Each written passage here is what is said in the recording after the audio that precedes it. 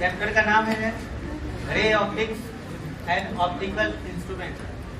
किरण प्रकाशिकी मतलब हम किरण के अनुसार प्रकाश का अध्ययन करेंगे, यानी कि हम न्यूटन का नियम का समर्थन करते हुए और क्या बोलते हैं आइंस्टीन उनके हिसाब से किरण प्रकाशिकी माने इसके सहायता से किरण के सहायता से हम लोग चीज़ों को समझने का प्रयास करेंगे।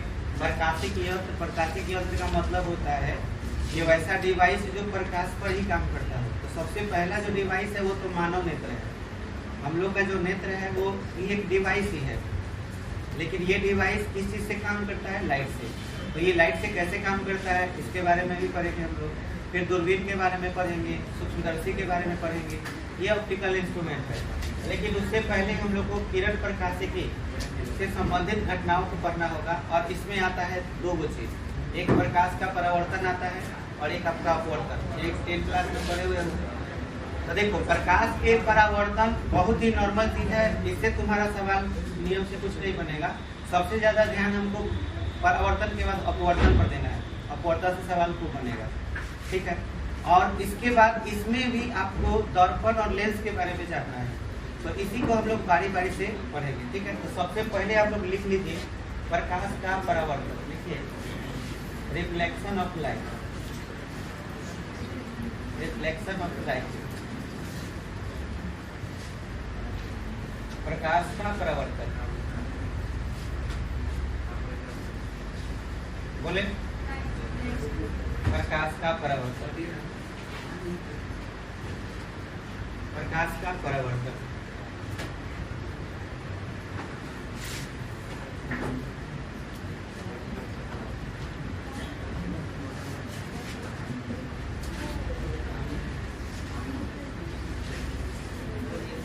बोले यदि कोई प्रकाश की किरण किसी सतह से टकराकर, यदि कोई प्रकाश की किरण किसी सतह से टकराकर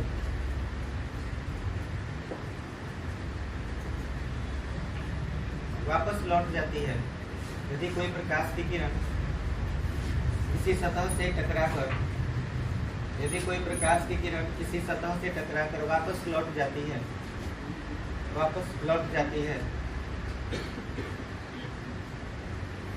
वापस लौट जाती है, तो उसे प्रकाश का परावर्तन कहते हैं, तो उसे प्रकाश का परावर्तन कहते हैं, तो उसे प्रकाश का परावर्तन कहते हैं।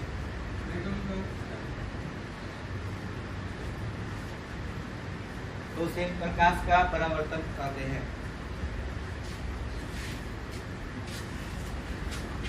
इसके दो नियम हैं, इसके दो नियम हैं, इसके दो नियम हैं। पहला, आपतित किरण, आपतित किरण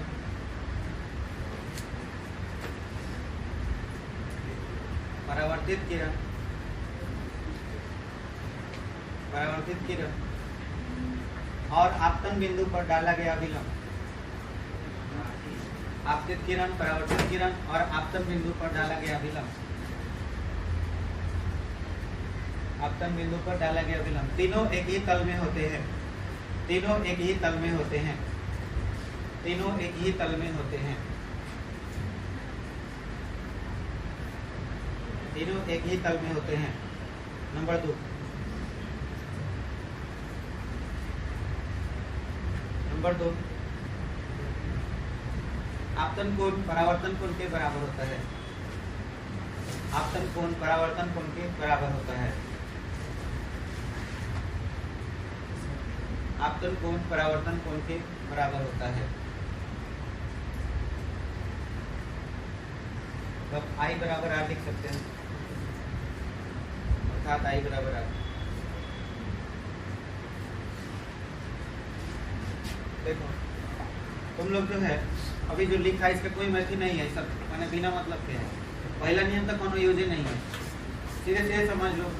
लाइट को चमकाया होगा सब दर्पण से, है ना। बचपन में हम लोग लाइट का मतलब ये दर्पण का टुकड़ा ले लेते थे और उसे चमकाते थे, तो क्या है प्रकाश का परावर्तन नहीं है।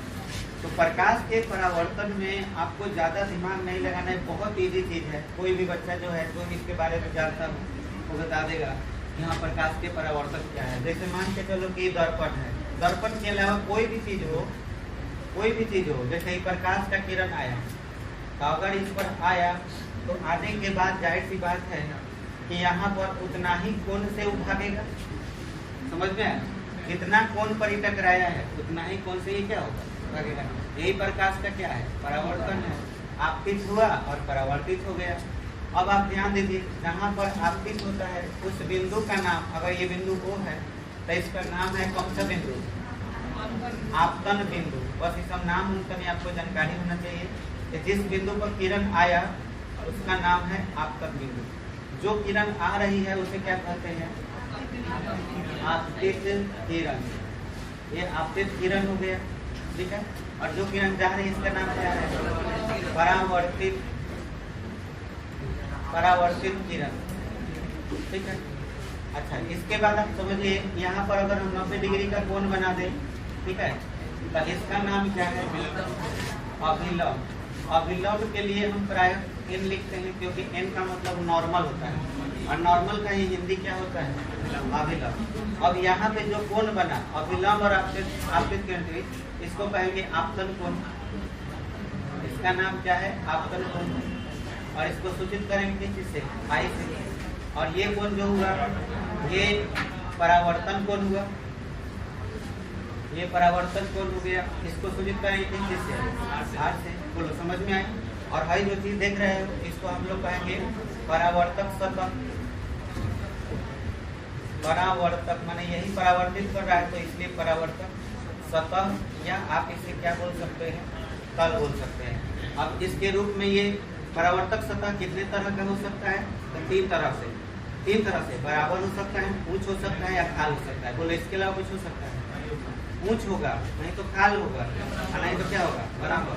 ऊंच रहेगा तो उत्तल, खाल रहेगा तो अवतल, बराबर रहेगा तो। बात समझ में इस तरह से होता है। और आपतन कोण ये I जो है किसके बराबर होता है, R के बराबर। बना लो, फिगर बना लो। तुम लोग ये जो पढ़े 10 क्लास का चीज है, और क्वेश्चन इसके बेस पर बनेगा, जो लिखे वो नहीं बनेगा। क्वेश्चन ही नहीं आएगा कि प्रकाश के परावर्तन के नहीं, ऐसा कुछ नहीं, बहुत नॉर्मल चीज है, ठीक है जी। कोई भी बता देगा कि हाँ जितना एंगल पर आया उतना एंगल पर जाएगा। क्वेश्चन इसके बेस पर बनेगा। तो आप लोग को क्वेश्चन जो भी बताना है, आज से जब ऑब्जेक्टिव चलेगा क्लास में तो आपको ध्यान रखना है, इधर ऑब्जेक्टिव भरपूर चलेगा क्लास में, न्यूमेरिकल भी।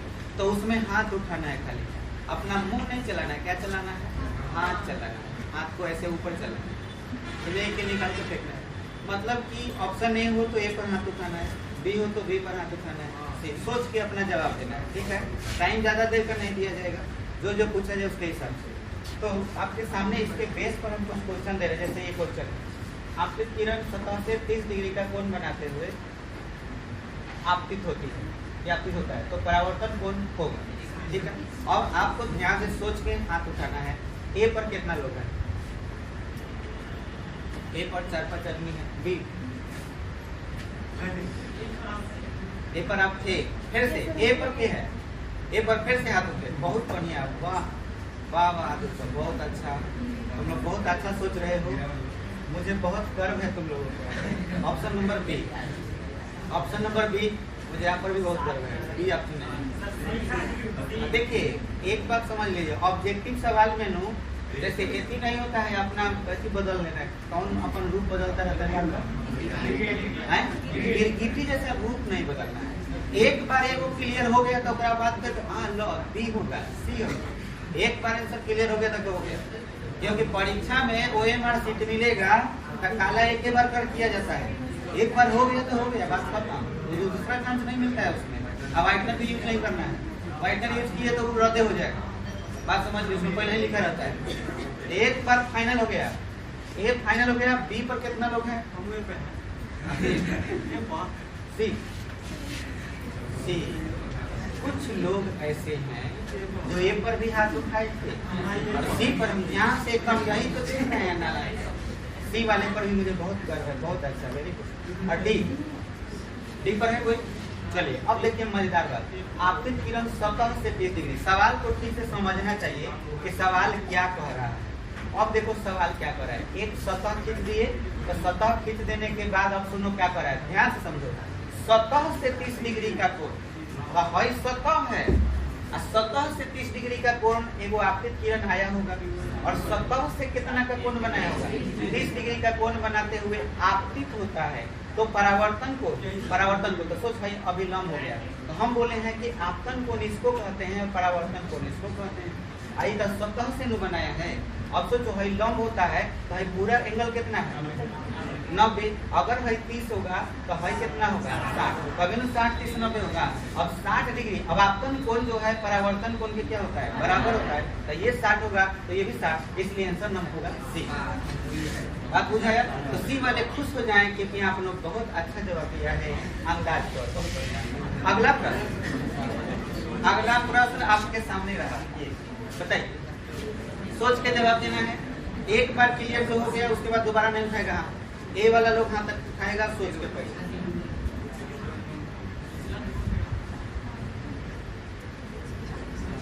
ए वाला हाथ उठाए, सब 10 क्लास का चीज है। अभी मत पूछना कि विचलन गुण क्या है, 10 क्लास में पढ़ा हो।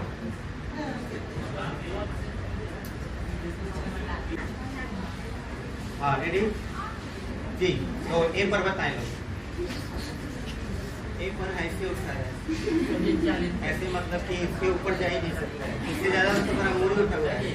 अभी बी पर सी, ओ हम समझ गए, इसके पहले सी सही हुआ था, इसलिए सी मार गया। बहुत अच्छा, बड़ा चला करता है, वाह वाह। सी आज कौन दिन है? है। अच्छा, सप्ताह से तीसरा दिन पहले होता है, मतलब इतवार से पहले शनिचर, शनिचर से पहले सुख, और सुख से फिर आने का मतलब शनिचर सुख अभी हफ्ते। तीसरा नंबर पर ए बी सी सी, ऐसा मिला था सब। और डी पर 3 व्यक्ति हाथ उठाने के बाद चौथा सोच रहे हैं, मैं भी उठा लूंगा। बहुत अच्छा है। अब देखते हैं आपतन कोण का मान 50 डिग्री है लाल। देखो आपतन कोण मतलब कि ये किरण आया और ये जो है यहाँ अभिलंब से, और ये परावर्तित हुआ, तो ये कोण कितना है 50 डिग्री। किसका मान बताना है? विचलन। विचलन का मतलब होता है इंग्लिश में डेविएट होना, डेविएशन एंगल। डेविएट का मतलब होता है कि जिधर जा रहे हो उधर से मुड़ जाना।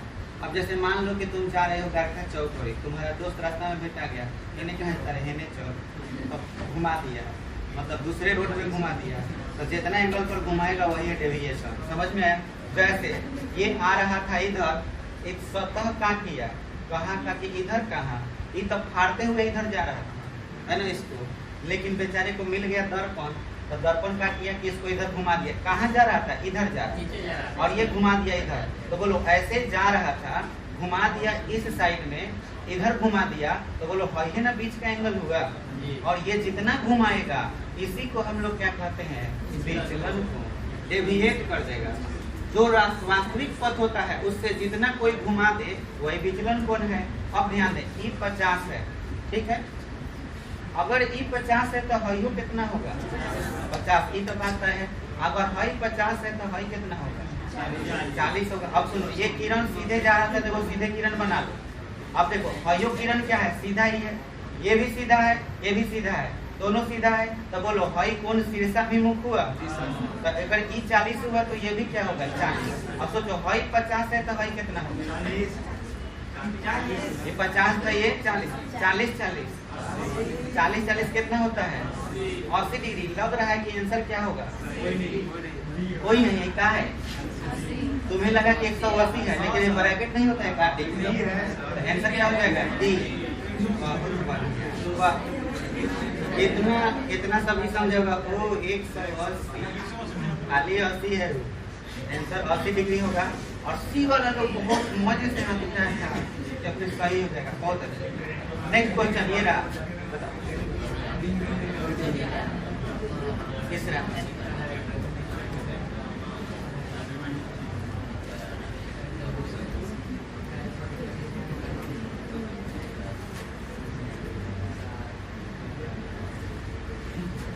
बताओ अब फिर बात तुम लोग सी नहीं बोल रहे जानते, क्योंकि आपकी डी सही हुआ था, पक्का डी जरूर बोलेगा, हमको पूरा विश्वास है। अच्छा देखेंगे हुए कही हो रहा है डी होते हैं, डी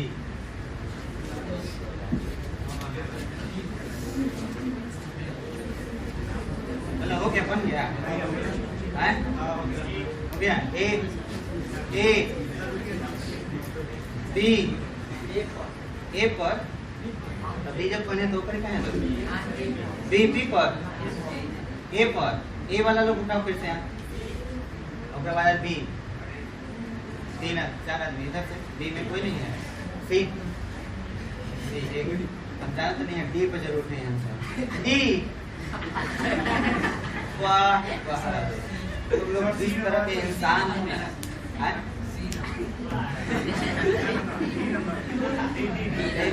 अब वो सी है वो डी करते हैं, ए को फाइनल सी की डी डी डी पर वही रहा, डी पर हाथ भेज देता, तो बहुत लोग डी पर है। जब चेक करते हैं आपतन कोण का मान थीटा है, आपतन कोण का मान थीटा है, चेक करते हैं क्या आंसर होगा।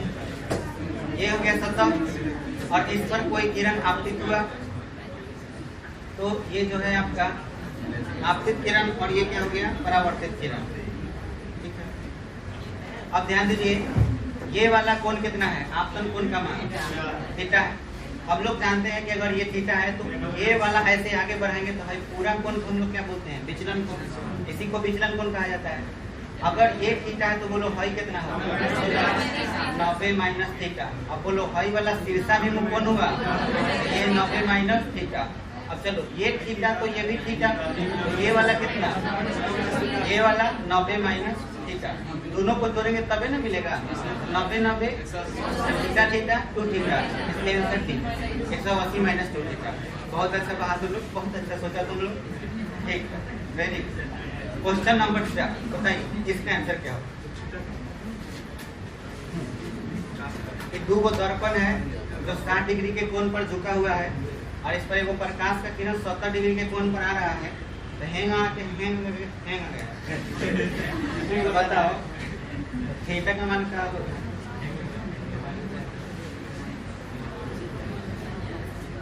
पचास 70 40 30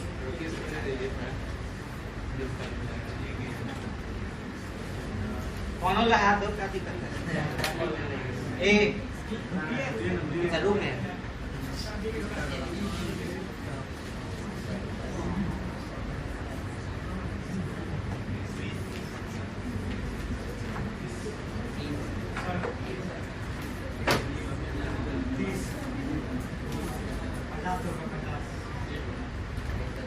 हो गया ना फाइनल, डी फाइनल हो गया।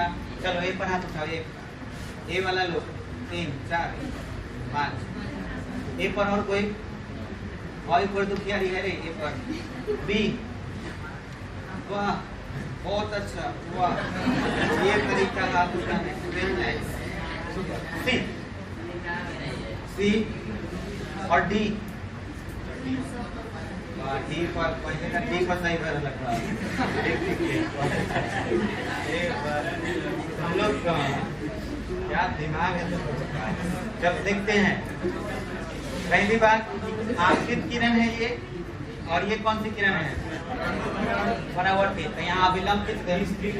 अब लोग अगर ये अभिलंब खींच दिए हम तो कितना होगा 20 डिग्री, क्योंकि 20 का 70 90 हो जाएगा।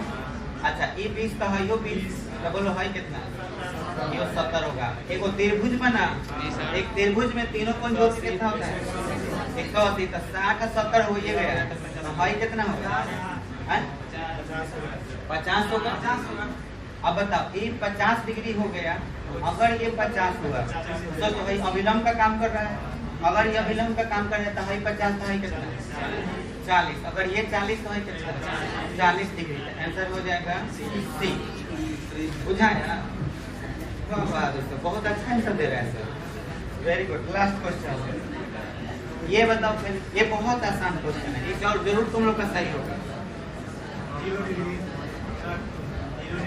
0 0 हाथ उठाओ हीरो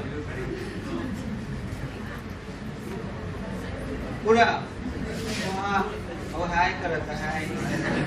अरे हाथ उठाने का हाय क्या कर रही वो हाथ उठाता हाथ उठा तो वही बहाने जब भाई ए हो गया। ए बोल दिया बी पर सी डी डी पर 90 डिग्री। अब देखो किसी सतह पर लंबवत तो है सतह हो गया। किरण कैसे पड़ रहा है लंबवत। तो लंबवत जब पड़ता है तो तुमको मालूम होगा कि लंबवत ही परावर्तित हो जाएगा। माने जिधर जाएगा जिस रास्ते से आएगा जितना एंगल पर उतना ही परावर्तित हो जाएगा। तो तुम ठीक से देखो उसी के रास्ते आपकी और अपलम्ब तीनों सब एक ही जगह पर है तो इसके बीच का कोण 0 ही ना होगा। तुम सतह से 90 बोलोगे तो गड़बड़ है। ये सवाल में बोल देता कि सतह पर लंबवत आपतित होता है तो आपसे पूछ देगा कि परावर्तन कोण का मान क्या होगा। आपसे यही पूछ देता कि सतह से परावर्तन कोण का मान क्या होगा। सतह से रहता तब 90 हो जाता लेकिन डायरेक्ट खाली परावर्तन पूछ रहा है तो परावर्तन का मान तो क्या हो गया 0 डिग्री। आंसर हो जाएगा ए। बोलो क्लियर हो गया। चलो इसके बाद हम लोग का बारी आता है। अब हम लोग पढ़ेंगे दर्पण के बारे में। तो दर्पण कितने प्रकार का होता है बताओ। दर्पण 2 प्रकार का होता है। ठीक है एक कौन सा दर्पण होता है समतल दर्पण। बोलिए समतल दर्पण।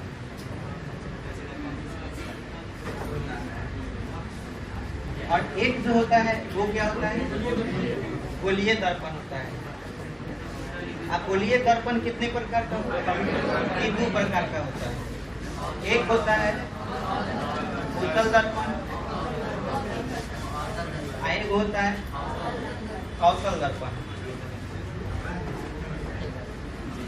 ठीक है उत्तल दर्पण अवतल दर्पण। अब आपको इसमें सब दर्पण के बारे में समझना है। तो चलिए सबसे पहले हम लोग शुरू करते हैं समतल दर्पण के बारे में। ऐसे समतल दर्पण के बारे में वैसे आप लोग सब कोई जानते ही हैं कि समतल दर्पण में क्या होता है। फिर आपको गोलीय दर्पण समझना है उत्तल दर्पण और अवतल दर्पण। तो हम लोग थोड़ा थोड़ा करके सबको लिख लेते हैं फिर आगे बढ़ते हैं। ठीक है चलिए ये हेडिंग दे दीजिए।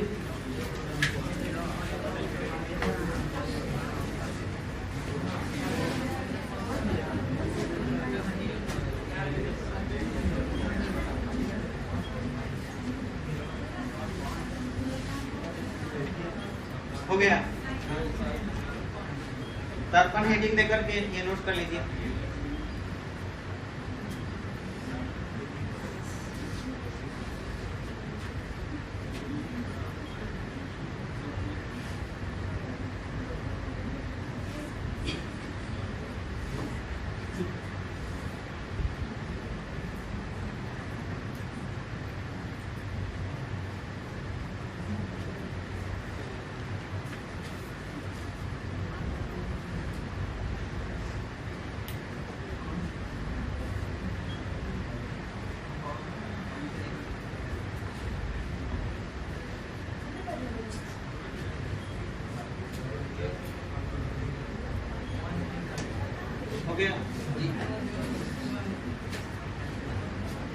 समतल दर्पण लिखिए समतल दर्पण प्लेन मिरर।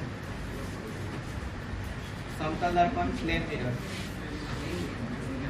प्लेन मिरर है देख प्लेन मिरर। प्लेन देखा है दूसरे समझ रहे प्लेन पूरे वाला प्लेन मिरर समतल दर्पण। देखो जिस दर्पण का परावर्तक सतह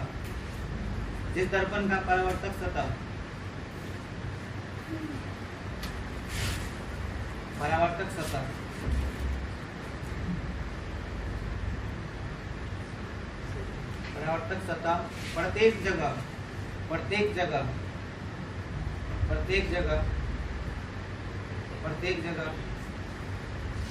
बराबर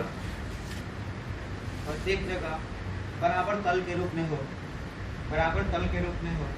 उसे समतल दर्पण कहते हैं। तो कोई जानता होगा समतल दर्पण। इसका एक छोटा सा फिगर बना लोगे।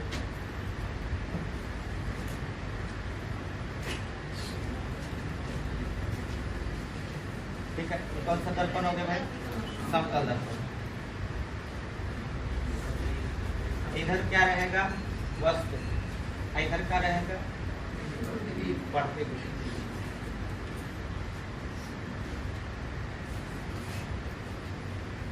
इसको देख के क्या पता चल रहा है? प्रतिबिंब दर्पण के पीछे है कि आगे? पीछे। तो इससे ही सीधा पता चल गया कि दर्पण ओरिजिनल चीज के मतलब हुआ कि वस्तु, और वस्तु के बगल में दर्पण, वस्तु के आगे दर्पण, सॉरी आगे प्रतिबिंब या पीछे प्रतिबिंब। माने वस्तु के तरफ अगर कोई प्रतिबिंब बन जाए तो वो रियल हो जाएगा। समझ में आया? अगर दर्पण के पीछे कोनो इमेज बन रहा है तो वो हमारे लिए क्या होगा? देखो प्रतिबिंब दो वैरायटी का होता है, तुम लोग जानता होगा। ऐसा जान लो, नहीं जानते तो जान लो। प्रतिबिंब दो तरह का होता है। एक ऐसा है जिसको तुम पर्दा पर ले सकते हो, माने पर्दा पर उतार सकते हो, खूब बढ़िया दिखने लगेगा। एक जो नहीं उतार सकते। कारण क्या है? जिस इमेज को तुम पर्दा पर चाहते हो, जिस इमेज का तुम्हें पर्दा पर चाहिए, तो उसके लिए तुम्हें ऐसा दर्पण लेना होगा जो कैसा प्रतिबिंब बनाता हो? वास्तविक बनाता हो। वास्तविक के मतलब का हुआ समझो, वास्तविक के मतलब समझो, सीधा सीधा। भाई दर्पण है, ठीक है, हाई वस्तु है। अगर हम तुमसे कहें कि काश इसका प्रतिबिंब, जैसे कि यहाँ पर कोई वस्तु रहता, अगर कोई वस्तु रहता, ये मान ले कि चलो कि ये कोई आदमी है, तो इसका इमेज मतलब ये वस्तु हो गया, और इसका इमेज देखो यहाँ बन रहा है। मान के चलो कि ये आदमी था जिसका इमेज यहाँ बना। बोलो वस्तु के तरफ ही इमेज बन रहा है। माने ऐसा होता नहीं है समतल दर्पण में। मैं एक एग्जाम्पल ले रहा हूँ कि अगर ऐसा होता तो बताओ, इसका इमेज यहाँ बनता तो हम इसको देख तो नहीं पाते, क्योंकि हम यहाँ पर हैं, हम चाहते हैं कि इस इमेज को बढ़िया से देखें। तो बस करना कुछ नहीं है, यहाँ पे वो पर्दा लगा देंगे। जो ऐसे ही पर्दा लगाएंगे तब पर्दा पर हमारा ही इमेज दिखाई देने लगेगा। बात बुझाया? लेकिन उल्टा दिखाई देगा, ऐसा नहीं दिखाई देगा। आप देखिएगा तो गोर ऊपर मुड़ी नीचे, ऐसे इमेज हो जाएगा।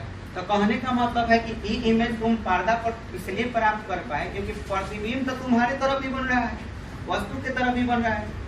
लेकिन जो इमेज यहाँ बन गया दर्पण के पीछे, तो दर्पण को फाड़ के अंदर थोड़ी जाएगा, मतलब पर्दा लगाने के लिए दर्पण है तो दर्पण को फाड़ेगा तो दर्पण फूटिए जाएगा। तो कहने का मतलब है काल्पनिक प्रतिबिंब का पहचान क्या है? उसको पर्दा पर तुम, काल्पनिक प्रतिबिंब मतलब पर्दा पर उसको नहीं उतार सकते। वास्तविक प्रतिबिंब मतलब ये, और काल्पनिक प्रतिबिंब हम पर्दा पर उतार के नहीं सकते क्योंकि वो प्रतिबिंब कहाँ बनता है? दर्पण के पीछे। समझ में आया? अब दर्पण के पीछे का मतलब ये मत समझना कि जहाँ दर्पण होगा पीछे जाकर घूम के देखेंगे अरे इधर प्रतिबिंब बना कि नहीं। दर्पण के पीछे मतलब दर्पण के अंदर, बुझा यार? दर्पण के आगे अगर बन गया तो क्या हो जाएगा? मुझे लगता है कि जितना दिन तक हम तुमको पढ़ाएंगे तो वास्तविक और काल्पनिक में कोई कंफ्यूजन नहीं होगा। बोलो किसी को दिक्कत? जब तक दर्पण पढ़ाएंगे, जब वास्तविक बोलेंगे तो क्या समझोगे? दर्पण के आगे, और काल्पनिक बोलेंगे तो पीछे। बस कितने दिमाग में रखना है। क्लियर हो गया? चलो अब इसके बाद समझो, इस समतल दर्पण में तुम कभी भी अपने आईना के सामने खड़े होते हो तो तुम्हारा मुंह जो है तुम्हारे पीछे दिखाई देता है कि आईना में दिखाई देता है? आईना में दिखाई देता है। आईना में कितना दूरी पर दिखाई देता है? जितना दूरी पर तुम खड़े होते हो उतना ही दूरी पर। तो आपको याद होगा वस्तु की दूरी को यू बोलते हैं और प्रतिबिंब की दूरी को भी। तो यू और भी का मान क्या होता है?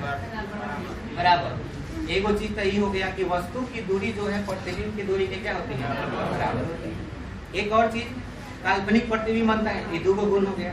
तीसरा चीज, अगर तुम किसी भी चीज को लिख करके कॉपी पर, जैसे कॉपी ले लो और कॉपी पर कुछ लेटर लिखो, जैसे मान के चलो तुम यू लिखेगा, कोई दूसरा लेटर लिख लो, जैसे कि मान लो बी लिखेगा, इसको भी कॉपी पर लिखो, इसको भी लिखो और आईना के सामने खड़े हो जाओ। जब यू को लेके खड़ा होकर कुछ नहीं बुझाएगा, यू का यू रहेगा। लेकिन बी को रखोगे तो बी जो है ना घुलटिया मार देगा, मतलब कि दाएं के बाएं हो जाएगा और बाएं के क्या हो जाएगा? दाएं। तो इसको कहते हैं पार्श्व परिवर्तन। यानी कि दर्पण क्या करते हैं?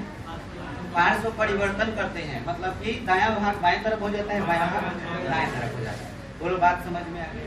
ठीक है, इतनी सारी बातें होती हैं समतल दर्पण में। तो जल्दी से लिख लीजिए समतल दर्पण की विशेषताएं।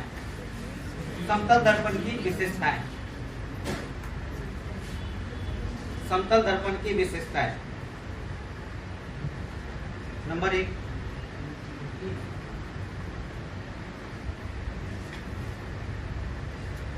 काल्पनिक प्रतिबिंब बनता है। काल्पनिक प्रतिबिंब बनता है। काल्पनिक प्रतिबिंब बनता है। काल्पनिक प्रतिबिंब बनता है। और काल्पनिक प्रतिबिंब हमेशा सीधे होते हैं। और काल्पनिक प्रतिबिंब हमेशा सीधे होते हैं। और काल्पनिक प्रतिबिंब हमेशा सीधे होते हैं।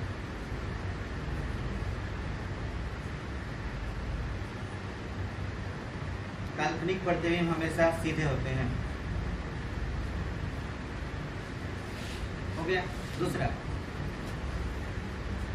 वस्तु की दूरी, ब्रैकेट में लिखो u, वस्तु की दूरी ब्रैकेट में u, और प्रतिबिंब की दूरी ब्रैकेट में v, प्रतिबिंब की दूरी ब्रैकेट में लिख दो v, प्रतिबिंब की दूरी बराबर होती है वस्तु की दूरी u और प्रतिबिंब की दूरी v बराबर होती है। हो गया। तीसरा, तीसरा में लिखो, इसमें पार्श्विक परिवर्तन होता है। पार्श्व परिवर्तन लिखो ना, पार्श्व, पार्श्व लिखने आ जाएगा। पार्श्व परिवर्तन होता है ना, है ना। हो गया। ब्रैकेट में लिख सकते हो L का R और R का L हो जाता है। कहा समझे इसका मतलब? लेफ्ट का राइट, लेफ्ट का राइट हो जाना और राइट का लेफ्ट हो जाना।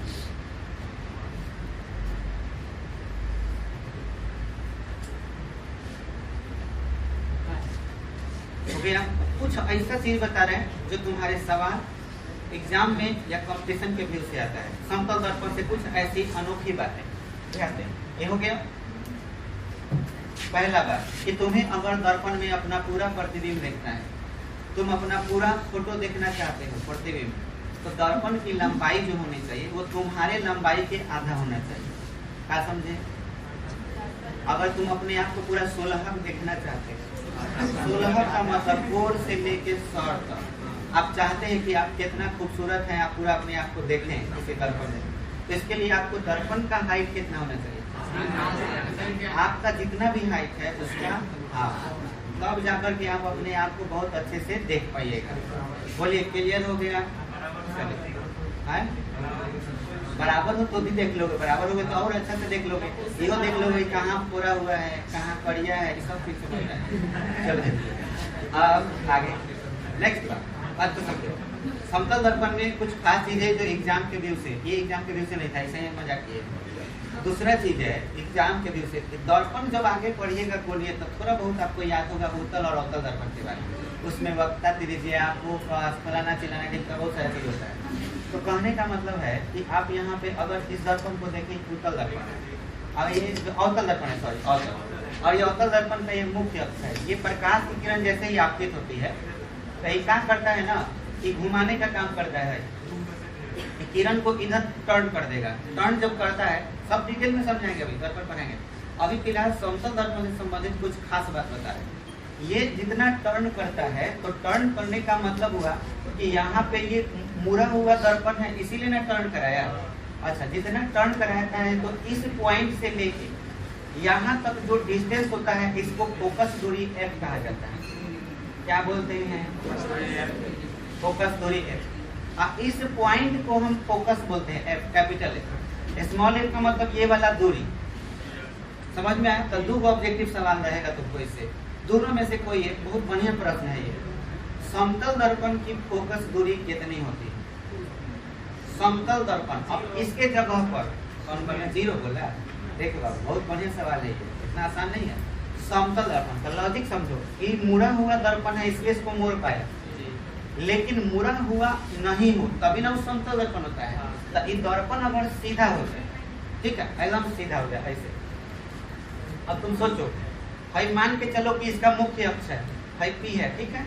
अब एगो किरण ऐसे भेजो, तो बोलो इस किरण का काम क्या होगा कि क्या मोड़ेगा किरण को? ये तो उसी डायरेक्शन में भेज देगा। ये बताओ कि फोकस दूरी तब कहते हैं जब मुख्य अक्ष पर कोई किरण आए, और आए तो यहाँ से लेके यहाँ तक के दूरी नापते हैं, और नापने के बाद जो आता है उसे फोकस दूरी कहते हैं। लेकिन समतल दर्पण में किरण आया और उसी डायरेक्शन में चला गया, क्या मुख्य अक्ष को कहीं पर काटा? नहीं काटा। तो जितना दूर भागेगा उतना दूर फोकस दूरी होते जाएगा। तो बोलो ये कितना दूर है? अनंत। इसीलिए फोकस दूरी क्या होता है? अनंत। तो आपसे पूछा जा सकता है ऑब्जेक्टिव में क्वेश्चन, समतल दर्पण की फोकस दूरी होती है 4 अवसर, एक 0, एक इंफिनिटिव, एक वो उसके बाद 5 मीटर 10 मीटर कुछ भी बोल देगा या एफ लिख देगा। आपको सबसे बड़ा कंफ्यूजन 0 और इंफिनिटिव में होगा। तो आंसर क्या मानना है? अनंत। अगला सवाल कि फोकस कहाँ पर होता है? समतल दर्पण का फोकस कहाँ होता है? जब फोकस दूरी अनंत है तो फोकस अनंत पर होगा, यानी यह एफ कहाँ पर मिलेगा? अनंत पर मिलेगा। बोलो क्लियर हो गया? 2 चीज क्लियर हो गया। तीसरा आपको जो एग्जाम की दृष्टि से है, ये बताओ प्रकाश में प्रकाशीय ऊर्जा होती है, और प्रकाशीय ऊर्जा होने के साथ साथ उसमें अवरक्त तरंग भी होते हैं जो ऊष्मा को ढोने का काम करते हैं। प्रकाश से हम ये पता कर सकते हैं कि इनकी अवरक्त तरंग को एक जगह कैसे संकुचित किया जा सकता है। तो आप लोग पढ़े होंगे कि ये जो दर्पण है ये अवतल दर्पण है, और प्रकाश की किरण को ये मोड़ने का काम करता है। अगर एक वो किरण आया तो यहाँ पे मोड़ के लाएगा, इहो आएगा तो इसकी मोड़िए के लाएगा, इहो आएगा तो यहाँ पे मोड़ के, एक ही जगह सब जगह ला देगा। बस खाली आप क्या कीजिए कि ऐसा का दर्पण ले लीजिए, और जहाँ पर ये मोड़ के ला रहा है ना किरण को, इस जगह पर एगो कागज रख दीजिए, तुरंत जल के धमक जाएगा। समझ में आया? क्यों भाई? क्योंकि यहाँ पर बहुत ज्यादा प्रकाशीय ऊर्जा इकट्ठा हो गया। तो अब आप समझ सकते हैं कि हम कागज काहे ला जलाएंगे, इससे अच्छा खाना पका लेंगे, खाना बना लेंगे। समझ में आया? इसीलिए जो खाना सोलर कुकर जो यूज होता है, सोलर कुकर में हम लोग कौन से दर्पण का प्रयोग करते हैं? वो दर्पण आपको ऐसा सोलर कुकर बनाना है तो कुछ नहीं करना है, आपको कुछ ऐसा डिजाइन करना है जिससे वो बन जाएगा। आपको इस तरह का दर्पण लेना है। समझ में आया? लेकिन याद रहे एकदम परवलयाकार होना चाहिए। अब इधर पेंट कर दीजिए, आप किसी भी तरह यहाँ से वो स्टेम निकाल दीजिए, और स्टेम निकालिएगा तो स्टेम निकालने के बाद यहाँ पर आप एगो जगह बना दीजिए जिस पर आप क्या रख सके, बर्तन रख सके। बस यहाँ से प्रकाश का किरण आएगा और लेके यहाँ जाएगा, जो आएगा यहाँ लेके जाएगा, जो आएगा यहाँ लेके जाएगा। तो बोलो ये कौन सा दर्पण है? अवतल। और यहाँ खाना बड़े आराम से पकेगा। तो सोलर कुकर में कौन से दर्पण का प्रयोग करते हैं? अवतल। लेकिन बाबू लोग याद रखिएगा समतल दर्पण का भी प्रयोग होता है, ठीक है। समतल दर्पण भी सोलर कुकर में इस्तेमाल होता है। समतल दर्पण से भी प्रकाश को जो है एक दर्पण, एक मतलब कि जो भी धातु का पदार्थ होगा, जो भी प्लेट होगा उस पर लाया जा सकता है, और जो है हम लोग खाना पका सकते हैं। तो आपके एग्जाम में ये सवाल आ जाए कि सोलर कुकर में जो है किस दर्पण का प्रयोग किया जाता है, और 4 ऑप्शन रहे। ऑप्शन ए रहे समतल दर्पण रहे, बी रहे अवतल दर्पण रहे, ठीक है, और ऑप्शन सी रहे अवतल लेंस रहे, और ऑप्शन डी रहे उत्तल लेंस। तो आंसर क्या मारिएगा? समतल अवतल सही तो दोनों है, मारिएगा क्या? अवतल। हाँ, प्राथमिकता किसको देना है? कहीं ऑप्शन में अवतल न रहे, अवतल लेंस रहे, और यहाँ पर समतल डाल दे, समतल लेंस। लेंस होता नहीं है, तब आंसर क्या मतलब? समतल दर्पण। प्राथमिकता अवतल को देना है, नहीं तो समतल दर्पण भी हो जाएगा। बोलो क्लियर हो गया? तो ये 3 गो बात तुमको बढ़िया से याद रखना है। अब सुनो, फोकस दूरी आपको क्या आया? अनंत आया। अनंत आया ना जी? तो कहीं ना कहीं तुम लोग क्षमता भी पढ़े होंगे, लेंस की क्षमता। लेंस की क्षमता का 1/f फॉर्मूला पढ़ा होगा, और थोड़ा बहुत याद है ना। बस ऑब्जेक्टिव क्वेश्चन करा रहे हैं, बाद में तो डिटेल चलेगा ही। 1/f। अगर f का मान इन्फिनेटिव हो तो क्या आएगा 0। तो अगर आपसे पूछा जाए कि क्या समतल दर्पण में पावर की बात की जा सकती है या शक्ति का क्षमता का बात किया जा सकता है कि दर्पण में भी शक्ति होता है क्या, तो हम कहेंगे कि नहीं, दर्पण में शक्ति नहीं, लेंस में शक्ति होता है। बात बुझाया। और दर्पण में देखा जाए तो समतल दर्पण की शक्ति क्या होती है 0 होती है। बोलो क्लियर हो गया, यह बात तुमको याद रखना है। चलिए अब थोड़ा सा इस चीज को लिख लीजिए जो अभी आपने सीखा। उसी विशेषता में कई गो विशेषता लिखे, 3 गो जो मेन चीज लिखा नहीं समझा उसको लिख लो। पहला मतलब नहीं, समतल दर्पण में फोकस दूरी अनंत होता है। समतल दर्पण में फोकस दूरी अनंत होता है। फोकस दूरी अनंत होता है। फोकस दूरी अनंत होता है। 5वां बात, समतल दर्पण में फोकस अनंत पर होता है। समतल दर्पण में फोकस अनंत पर होता है।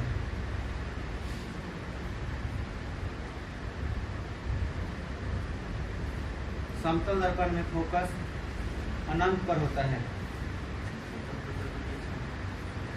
अगला,